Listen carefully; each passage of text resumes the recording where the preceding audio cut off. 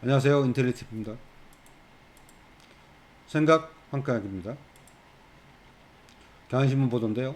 학력별 임금 노동시간 격차 해소가 교육개혁 열쇠다라는 기획 기사예요. 의미가 있습니다. 교육 흥국에서 교육 망국으로. 오늘날 한국의 교육은 거꾸로 가고 있다. 대학 교육은 세습 사회로 역진하는 데 핵심적 역할을 수행하고 있다. 또 높은 대학 진학률에도 불구하고 취업률은 매우 낮아 구조적 부조화, 부조응이 심각하다. 모든 교육별 불평등의 제1의 요체는 학교의 붕괴, 즉 공교육의 해체와 사교육의 만연이다. 경제력 차이가 때문에 사교육 기회의 차이가 생기고 이 차이로 수능 점수의 격차라는 불평등의 악순환 고리가 구체적으로 증명된다. 공부 잘하는 그 옛날에 사람이 나면 개천에서 욕난다 그랬었는데 개천에서 욕 안 나죠 요즘. 강남에서 욕납니다 계속. 저번에 봤던 건데요. 양육 부담 줄이는 것만으로는 저출산 해결을 못한다. 한국 인구 학회장의 이제 조언이에요. 우리나라 합계 출산율 0.78명에 불과하죠. 일본은 60% 수준에 그쳤습니다. 높은 집값과 교육비에 결혼, 출산 갈수록 양극화되고 있다는 거죠. 2070년에는 가장 늙은 국가가 될 거다. 연금과 교육제도의 붕괴될 것으로 보인다. 그러면 어떻게 되냐? 유연 재택근무 확대로 지방 소멸 막는 정책을 펼치고 정년 연장으로 생산 가능 인구를 늘려야 한다라는 겁니다. 관련해서요. 여성 42%가 겪는 경력 단절, 이래선 저출생 국보 못한다. 결과적으로 경력 단절이 임금 승진에 상당한 손실을 주고 있는 것이다. 한국의 성별 임금 격차가 OECD에서 부동의 꼴찌를 기록한 이유 가운데 하나이기도 하다. 이런 상황에서 누가 출산과 육아를 택할 수 있겠는가? 이번 조사에서 여성들이 가장 바라는 정책은 경력 단절 여성이 재취업할 양질의 일자리와 경력 단절을 예방할 양질의 동일보험 시설을 마련하려는 것이다. 실상은 초라하기 짝이 없다. 촘촘한 육아복지 제도를 마련해야 한국 사회의 미래가 걸린 저출생 문제도 할 수 있다. 풀 수 있다.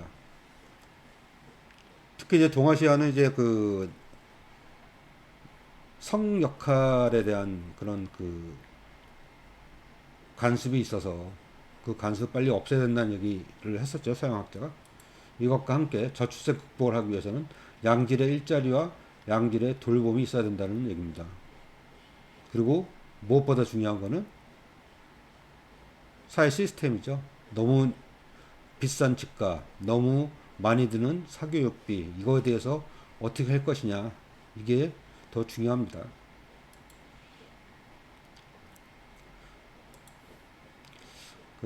나는 내 인생이 내 것 같지 않다. 지금 우리나라 현실을 얘기하는 것 같아요.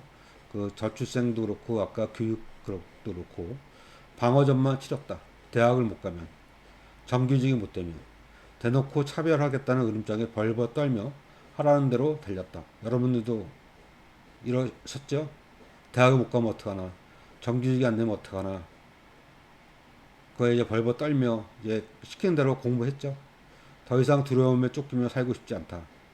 그런데 매일 2명씩 일터에서 죽고 하청 노동자는 진짜 사장과 교섭도 못하고 가난한 사람들을 위한 복지 예산은 깎으면서 부자들 세금 부담은 덜어주고 소득 불평등이 OECD 국가 중 두 번째로 빠른 속도로 심해지는 것.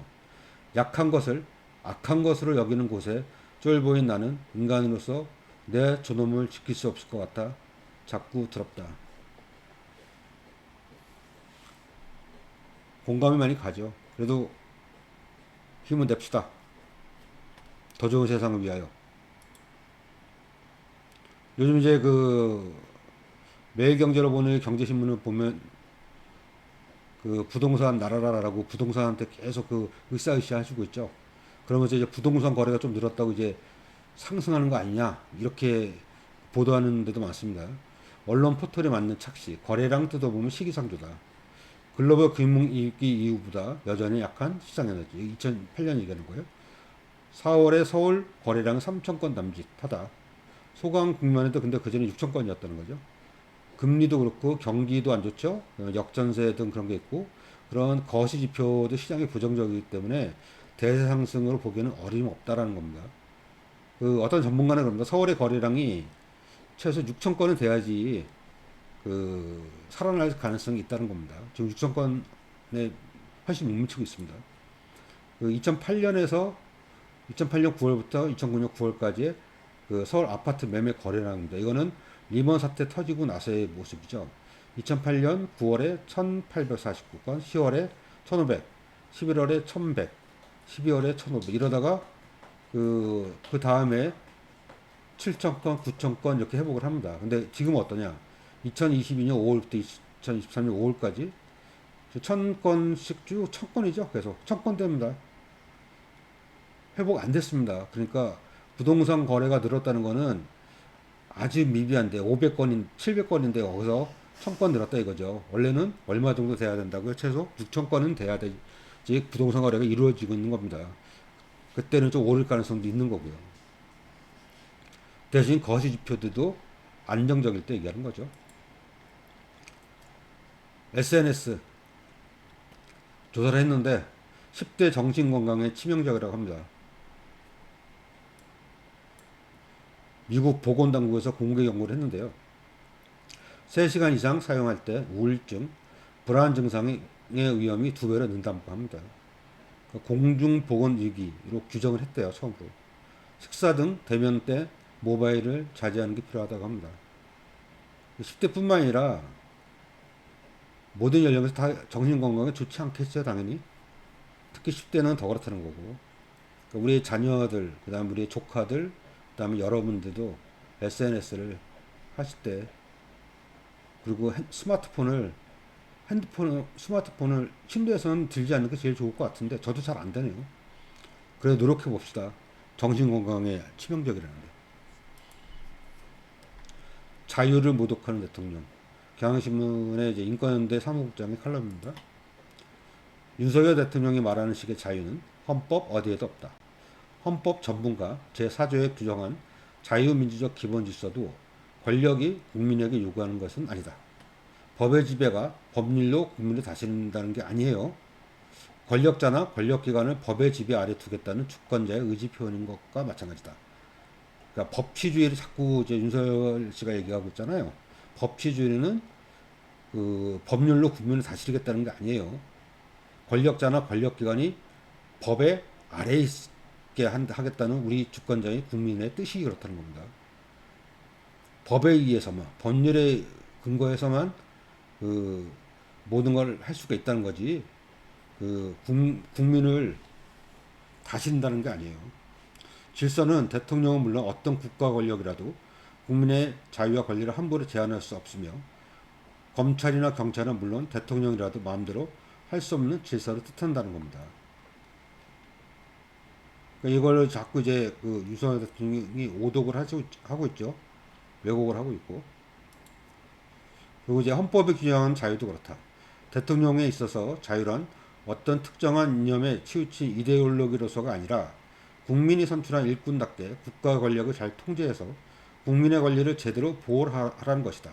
이를테면 경찰을 통제해서 집회와 시위의 자유를 철저하게 보장하고 특정 사건에 대해 반복적으로 수백 번씩 압수수색을 할 정도로 검찰이 준동하는 것을 막아야 한다는 거죠. 그러니까 대통령이 얘기하는 자유, 국민의 자유를 보장하는 기본권을 보장하는 그런 걸 의미해야 된다는 겁니다. 대통령실이 이제 그 긍정도 부정도 하지 않는 NCND를 했죠. 우크라이나 무기 지원에 대해서 얘기하는 건데요. 월스트리트 저널이 포탄 수십만 발이 이송 중에 있다. 미국이 받아서 우크라이나에 전달 예정이다. 대통령실은 우크라이나 포탄 지원과 관련해 시인도 부인도 하지 않았다. NCND. 대통령실 관계자는 국민 알 권리를 존중한다면서도 외교적 변수를 고려하고 있다며 답을 피했다. 그러나 국방부 당국자는 25일 살상 무기를 직접 지원하지 않는다는 기존 정부 입장에 변화가 없다고 밝혔다. 직접 지원하지 않는다는 입장만 얘기를 하는 거죠. 간접 지원은 할 수도 있다라는 오히려 그런 얘기도 들릴 판단할 수도 있는 겁니다. 이렇게 얘기하는 거는. 간접 지원도 안 하겠다라고 얘기를 했어야 되는 거죠. 그러니까 경향신문의 사설에서 정부가 부인하지 않는 우크라이나 살상무기 뒷거래설 진상을 밝혀라. 살상무기 지원으로 전쟁에 끼어드는 일은 최대한 피해야 한다. 해외 전쟁의 무기 지원은 국민에게 소상하게 설명하고 동의 여부를 구해야 할 중대 사안임을 명심해야 된다. 근데 국민들 동의를 안 구했죠. 국회한테도 보고를 안 했고, 상당히 위험한 발상이죠. 헌법에 어긋나는. 우리나라 경제에 대해서 이제 한번 살펴볼게요. 고물가 고금리 충격에 더 벌어진 소득 양극화. 1분기 상하이 20% 격차 6.45배. 1년 전보다 0.25배 포인트 올랐다. 대기업 고소득층 감소로 더 차이가 났다는 거죠. 그러니까 가난은 더 가난해졌어요. 이자는 43% 더 내고 연체가 늘고 있습니다. 올해 경제 성장률을 1.3%, 한국은행이 5번 연속으로 낮췄습니다. 스태그플레이션 먹구름 짙어지고 있죠. 이 와중에 무역 적자가 안 좋죠. 15개월째 무역 적자. 더 황당한 거는 수출매 수입도 급감했다는 겁니다. 불황 그림자가 짙어진다. 수입이 급감했다는 거는 우리 내수가 안 좋다는 얘기죠. 그러니까 윤석열 정부에서 OECD 평균과 경제 성장률 격차가 점점 늘어난 것 같습니다. 작년 3분기에는 OECD 평균이 100.5였는데 우리가 0.2%포인트 낮았습니다. 근데 4분기에는 4.5%포인트 차이로 벌어졌어요. OECD 평균보다 우리가 더 낮은 거예요. 경제 성장률이. 올해는 어떻게 됐냐? 더 벌어졌습니다. 5.7%포인트. 근데 이렇게 경제 성장률이 OECD 평균에도 못 미치고 있고 그 못 미치는 정도가 더 커지고 있다. 더 안 좋아지고 있다는 보도를 잘 안 하죠. 만약에 문재인 정부 시절이었으면 이거 벌써 우리나라 망한다고 난리 났을 겁니다. 보수 언론에서. 근데 계속 윤석열 정부 실드 쳐주고 있죠. 보도 거의 안 합니다. 하더라도 눈에 안 띄죠. 그러니까 수출, 생산과 소비, 세수, 연체율, 임금 다 빨간불 켜진 적 있냐? 그러니까 우리나라 그 내수하고 수출 모두 안 좋다고 하는 겁니다. 그러니까 산업연구원이 지난달 25일 낸 제2차 세계화의 종언과 한국경제보고서에서 좀 기담을 볼 필요가 있어요. 한국의 수출 주도형 성장이 세계화의 종언과 더불어 종료됐다고 진단했다. 그러니까 수출 주도형 성장이 끝났다는 얘기죠. 수출 전략 이상으로 이제는 뭐가 필요합니까? 수출 말고 또 뭐가 있어요, 경제? 국내에서 소비하는 내수가 있죠. 내수를 확대하기 위한 종합적인 전환기 경제 전략을 시급히 마련해야 할 시기다. 그러니까 수출만 생각해서는 안 되고 이제 내수를 진작하는 방법을 생각해야 하는데 내수 진작하려면 어떻게 됩니까? 지금 경기 되게 안 좋잖아요. 경기를 살려야 되겠죠. 정부가 어떤 역할을 해야 되겠죠. 재정이 마중물 역할을 해야 됩니다. 근데 재정을 풀 생각이 전혀 없죠. 세수도 많이 펑크가 났고 또 추경 예산도 편성하지 않겠다고 하잖아요. 그래서 어디 안 하나 봅시다 할 수밖에 없을 겁니다. 서민들의 실질소득 그다음에 경제 성장률이 동반 하락했다. 이래도 윤석열 정부는 긴축을 고집할 건가? 라고 경향신문이 비판했습니다. 경제의 돌파구가 보이지 않을 때 정부가 단기적으로 지출을 늘려 마중물 역할을 하게 하는 것이 상식이다. 그런데 윤석열 정부는 건전재정을 앵무새처럼 반복하고 있다. 재정 낭비를 줄이고 운영 투명성을 높이는 일은 중요하지만 지금은 재정을 풀어야 한다. 재정을 푼다는 건 정부의 그 돈을 풀어야 된다는 얘기입니다. 재정을 옥죄면 경기 회복이 늦어지고 그렇다. 재정은 현재 우리나라 재정 여유가 있습니다. 더 늦기 전에 경제에 숨을 불어넣고 적자 가급도 살리고 봐야 한다. 언론 장악, 독재 본색. 더불어민주당이 만든 그 카드 뉴스예요. 윤석열 정권의 언론 장악 시도 결코 용납하지 않겠다라고 얘기했습니다. 한상혁 방통위원장에 대한 부당하고 위법적인 면직은 노골적인 공영방송 장악 기도다. 이명박 정권 시절 KBS 정현주 사퇴학 판박이다. 법무부 장관 인사검증 취재에 나선 기자와 언론사에 대한 압수수색은 명백한 언론 탄압이자 수사 권력을 동원한 사적 보복이다. 국회 인사청문회까지 무력화시키는 검찰권 남용이다. 잠시 언론은 장악할 수 있어도 민심을 장악할 수 없다. 민주당이 강하게 윤석열 정부의 언론 대응에 대해서 비판했습니다. 어떤 일이 있었는지 보면요. 경찰이 MBC 기자의 본사까지 압수수색 나섰습니다. 그 한동훈의 개인정보 유출 혐의로. 그러니까 인사청문회 자료는 무엇이냐? 야권.